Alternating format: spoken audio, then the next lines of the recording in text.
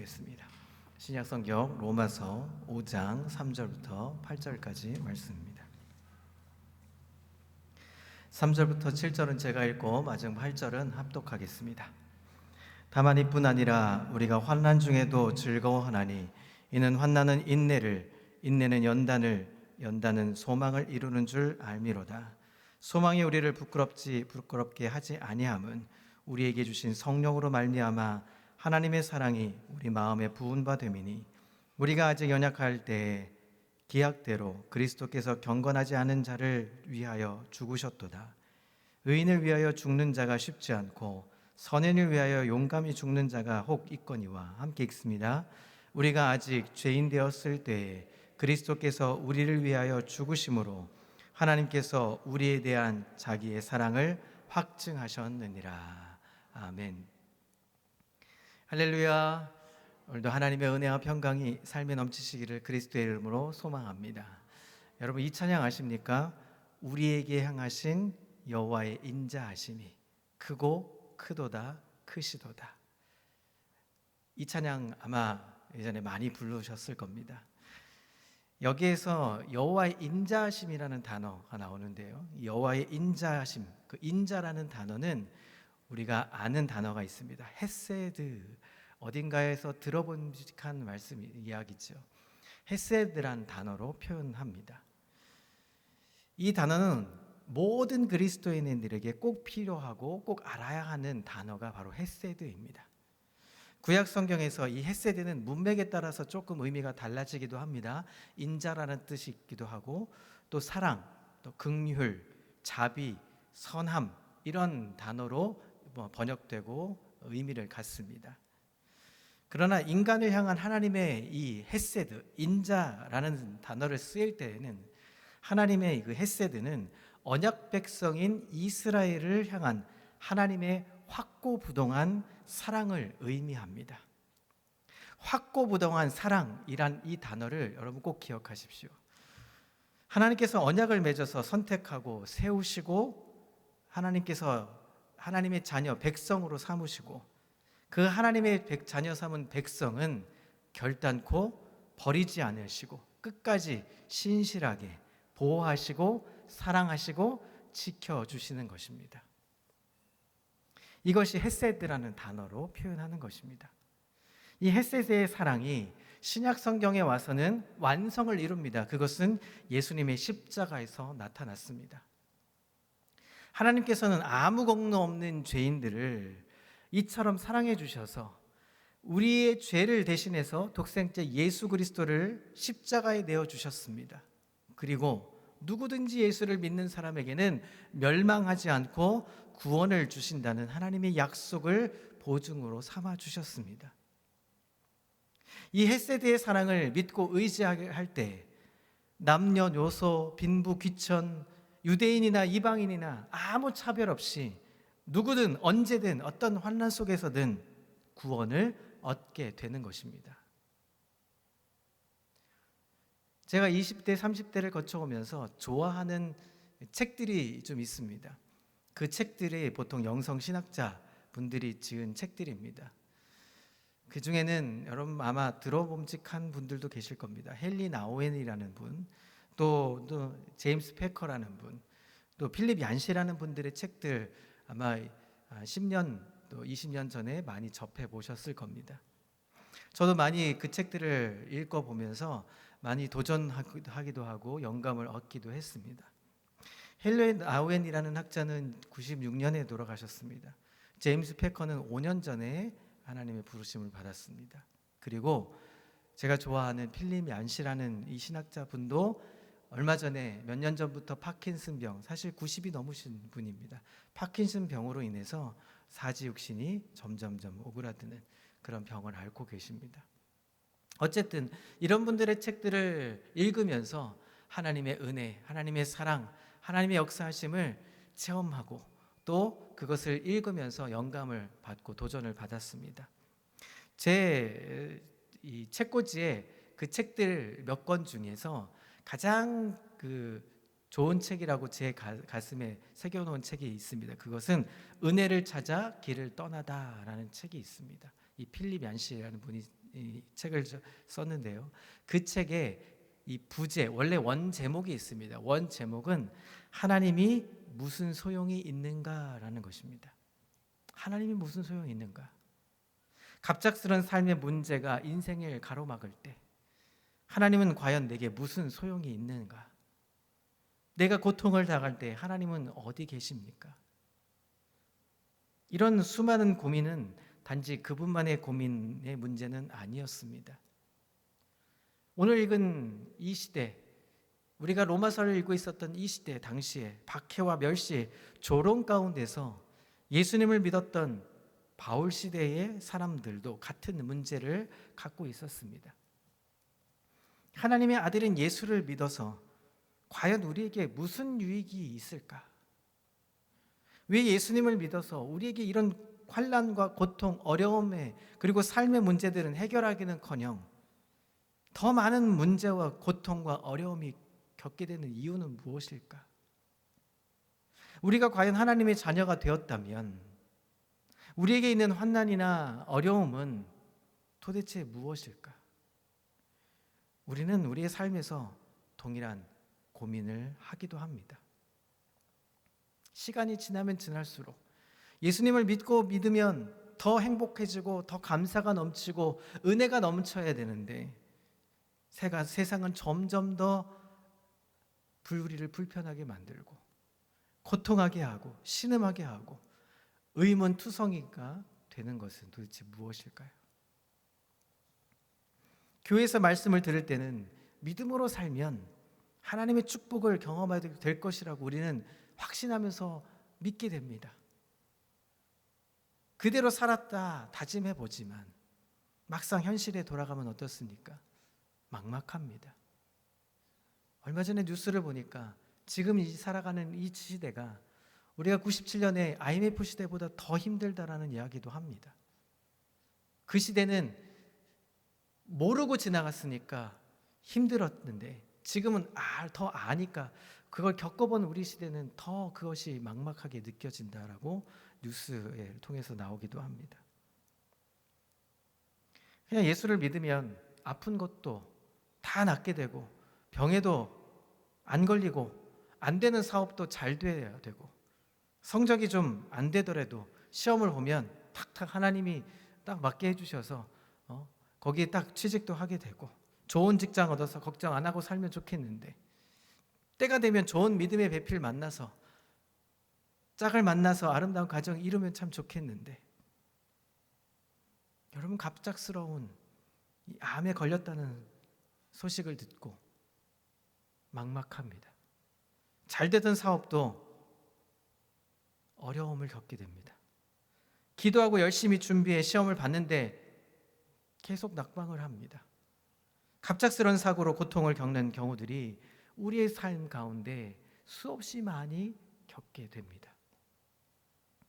직장을 얻기 힘들고 믿음의 배필은 찾으려니 마땅한 사람은 찾아 눈에 들어오지 않고 여러분 그럴 때면 우리는 이렇게 이야기합니다. 도대체 하나님이 나에게 무슨 소용이 있을까?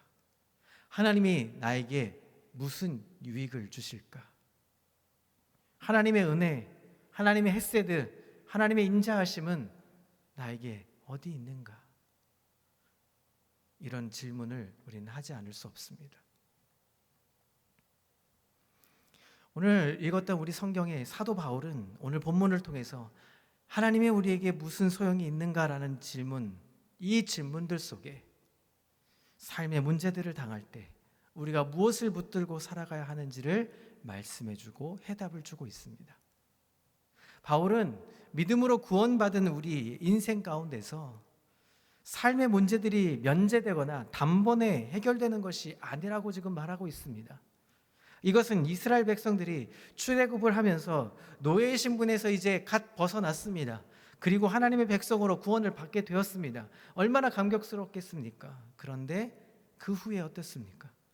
그들이 단번에 순간 이동해서 하나님이 젖과 꿀이 흐르는 가나안 땅, 가라고 명령하신 그 땅에 순간 이동하듯 단번에 가면 좋겠는데 가나안 땅, 약속의 땅, 축복의 땅, 그 순간 이동해버리면 좋겠는데 현실로 보면 그 축복들은 단번에 누리지 못한다는 것입니다. 이들은 광야라는 이 과정을 통해서 수많은 상황들과 현실의 문제들을 겪게 됩니다. 그 속에서 하나님이 그 문제의 상황 속에서 함께 하심을 믿게 되고 하나님의 임재를 경험하게 되고 하나님의 역사하심을 경험하게 되며 그것을 믿고 의지하게 되면서 하나님께서 약속하신 광야의 끝인 축복의 땅 가나안을 바라보고 소망을 가지며 나아가게 만드는 것입니다. 그와 마찬가지로 여러분, 우리의 믿음의 여정도 광야와 같은 삶의 믿음의 여정들 속에 우리는 놓여 있습니다. 얼마 전 부흥회를 우리가 거쳐왔습니다. 말씀의 은혜를 받고 하나님의 함께 하심을 체험하게 되면서 우린 그렇게 열심히 살아가겠다고 다시금 다짐하고 힘써 여호와를 알기로 결단하면서 우리는 매일매일 나아갑니다. 그런데 삶이 변하던가요? 삶은 여전히 그대로입니다. 내가 하나님 앞에 열심히 나아가 보려고 애를 써 발버둥을 쳐보지만 삶은 그대로입니다. 그런데 오늘 성경은 그대로 주저앉아 버리라고 말씀하지 않습니다. 오늘 본문을 통해서 하나님의 임재와 하나님의 임자하심과 하나님의 자비하심과 하나님의 그 사랑의 햇새들을 우리는 그러면 어떻게 알 수 있을까요? 오늘 본문을 통해서 함께 그 과정들을 살펴보려고 합니다. 첫 번째로 환난 중에서 즐거워하라고 오늘 성경은 이야기합니다. 우리를 향하여 환난 중에 즐거워하라고 말씀합니다. 우리 3절과 4절을 함께 읽어보도록 하겠습니다. 오늘 본문의 3절과 4절입니다. 함께 읽습니다. 시작. 다만 이뿐 아니라 우리가 환난 중에도 즐거워하나니 이는 환난은 인내를, 인내는 연단을, 연단은 소망을 이루는 줄 알미로다. 우리가 잘 아는 말씀일 겁니다. 이 말씀을 직역하면, 원문을 직역하면 이렇게 됩니다. 그리고 단지 그뿐 아니라 그러나 또한 우리가 환난 중에서 자랑한다. 우리가 환난은 인내를 만드는 것을 알아왔고, 그리고 인내는 인정받는 자질을, 그리고 인정받은 자질은 소망을 가져온다. 이런 의미를 갖고 있습니다. 이 환난이라는 단어는 문제, 어려움, 고통을 이야기하죠. 그런데 중요한 것은 즐거워하다라는 단어에 우리는 초점을 맞춰야 합니다. 이 즐거워하는 단어는 자랑하다라는 의미를 갖고 있습니다. 바울은 지금 우리가 문제 가운데, 어려움 가운데, 고통 가운데 있다면 무엇하라고 말합니까? 즐거워하라, 자랑하라고 지금 말씀하고 있습니다. 여러분, 우리 중에 이렇게 말할 수 있는 사람 있을까요? 아마 아무도 없을 겁니다.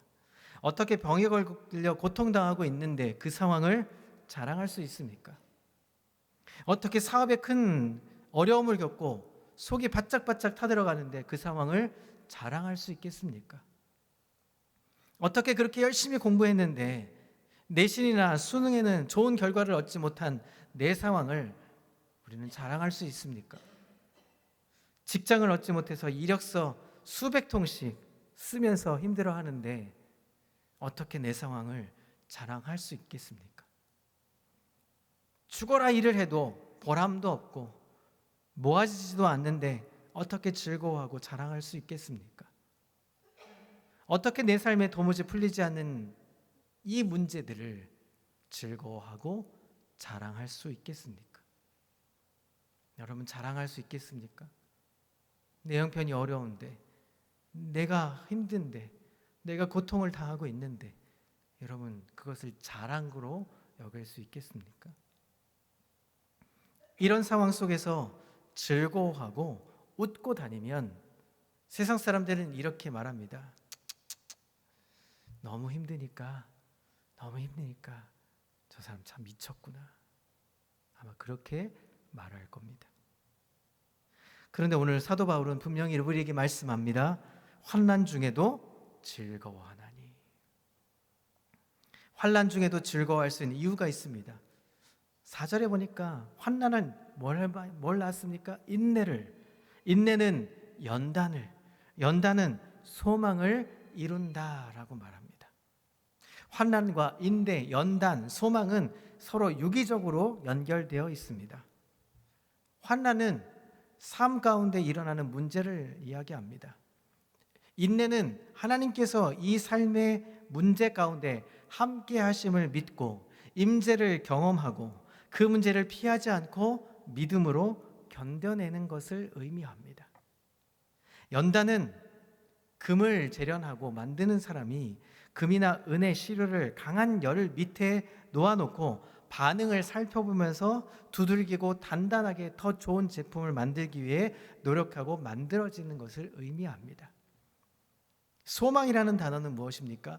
보증된 약속을 바라고 믿는 믿음을 말합니다. 그리고 이루다라는 이 말은 발전시킨다, 강화시킨다라는 표현입니다. 그러니 문제는 인내를 발전시키고 인내는 연단을 발전시켜서 더 좋은 믿음을 가진 사람이 되게 하고 연단은 보증된 약속을 바라고 믿는 믿음을 발전시켜서 환난 중에도 보증된 그 약속으로 인해서 즐거워하고 자라나는 것을 가능케 한다라는 의미를 우리에게 가지고 있는 것입니다. 다시 말하면 환난 중에 자랑하고 즐거워할 수 있는 이유는 이 문제로 인해서 내 삶이 끝나는 것이 아니라는 것입니다. 이 문제 때문에 우리가 죽을 수밖에 없다는 것이 아니라는 것입니다. 이 문제만 있으면 나는 결코 그냥 주저앉아 버릴 수밖에 없다라는 것이 아닙니다. 하나님께서 이 상황 속에서 함께 하시기에 내 삶의 매 순간 하나님이 임재하시기에 하나님의 인자하심과 은혜가 자비하심과 역사하심이 나에게 있기에 내가 그것을 믿기에 그 믿음을 가지고 잘 견디면 보증된 약속이 하나님의 축복이 우리의 삶 속에 이루어지고 발전되고 강화될 것이라는 확신인 것입니다. 여러분 이것을 믿으십니까? 존 스펄전 목사님의 예화 중에 재미있는 예화가 있습니다. 예전에 한번 한 적도 있는데요. 여러분 노아의 방주를 아시죠? 노아의 방주에는 수많은 동물들이 이제 한 쌍씩 들어가죠. 그 중에 달팽이도 들어가려고 합니다. 여러분 달팽이를 기억하십시오. 달팽이가 방주에 들어갑니다. 달팽이에게 다가온 문제가 있습니다. 방주에 들어가야 살 수 있습니다. 방주까지 가는 과정이 이제 문제죠. 순간 이동해서 방주에 딱 가면 좋은데 어떤 방법을 쓰면 좋겠는데 방법이 없습니다. 방주까지 어떻게 갑니까? 기어서 가야 합니다. 참고 또 참고 갑니다. 끝까지 인내하며 포기하지 않고 방주까지 갈 수 있었던 그 이유는 무엇일까요? 방주에 가면 내가 살 수 있다는 보증된 약속이 있기 때문에 끊임없이 죽어라 하고 꿈틀대면서 그 방주에 들어갑니다. 들어갔을까요? 안 들어갔을까요? 모릅니다. 성경에 달팽이가 들어갔다는 내용은 없기 때문에 모릅니다. 들어갔을지 안 들어갔을지 모릅니다. 사랑하는 성도 여러분,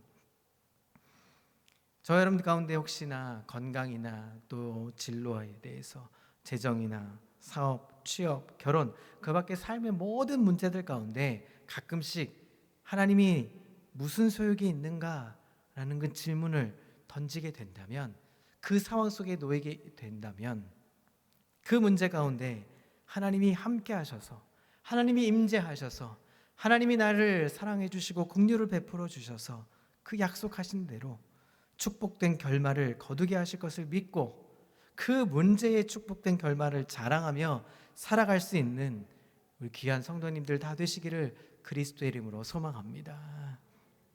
설령 하나님이 특별한 섭리와 계획 가운데 이 세상을 끝날 때까지 이 현실의 문제들을 해결해 주시는 결말을 경험해 보지 못할 수도 있습니다.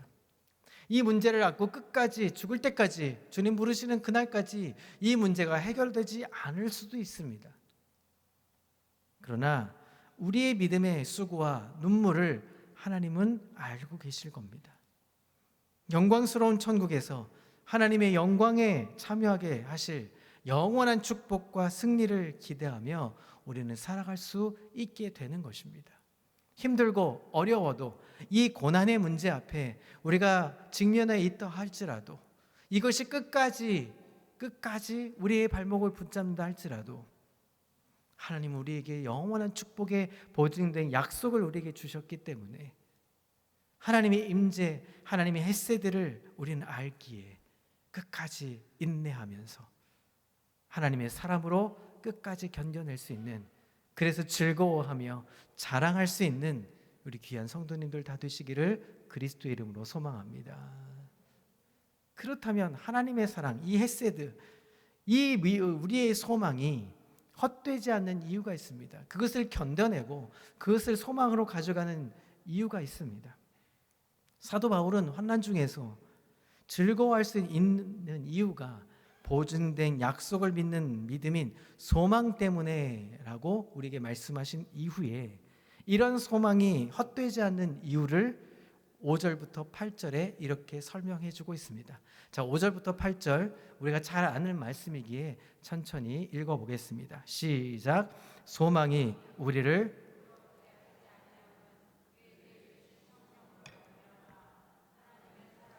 우리 마음에 부은 바 되미니 우리가 아직 연약할 때에 기약대로 그리스도께서 경건하지 않은 자를 위하여 죽으셨도다.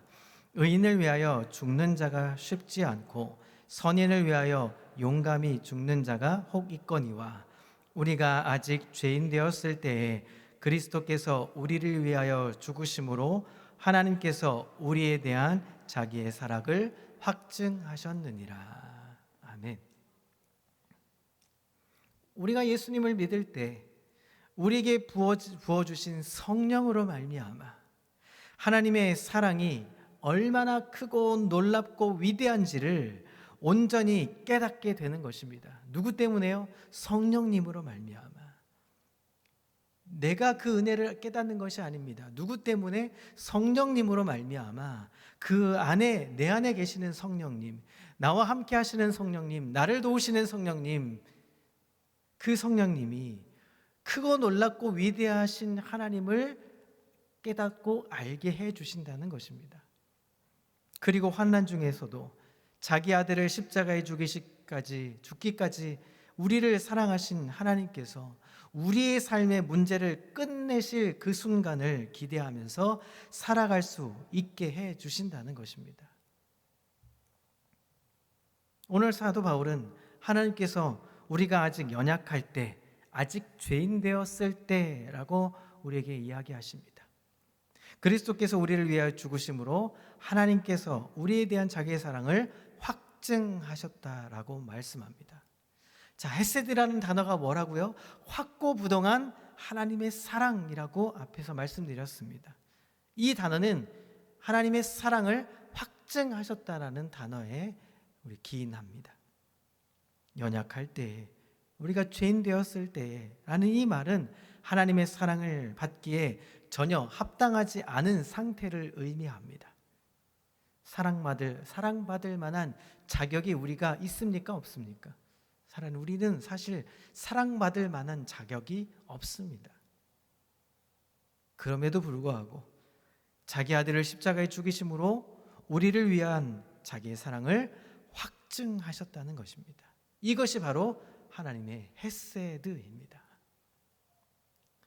그리고 이 말도 안 될 만큼 놀라운 하나님의 사랑이 우리의 환난 가운데서 갖는 소망이 부끄럽지 않게 해주시겠다고 우리에게 말씀하고 있는 것입니다. 여러분, 우리 수많은 간증이 있습니다. 여러분, 크든 작든 우리에게 수없이 많은 간증거리가 있습니다. 어떨 때는 아직도 그것이 나의 기도 제목이라 아직도 기도하고 있는 내용이지만 여러분 한번 기록해 보셨나요? 1년을 한번 기도의 제목 노트에 한번 내 기도가 얼만큼 이루어졌는지 한번 여러분 써 보십시오. 그러면 수없이 많은 기도의 제목들이 응답받고 지금도 우리가 이렇게 살아갈 수 있는 호흡을 허락해 주시는 것입니다.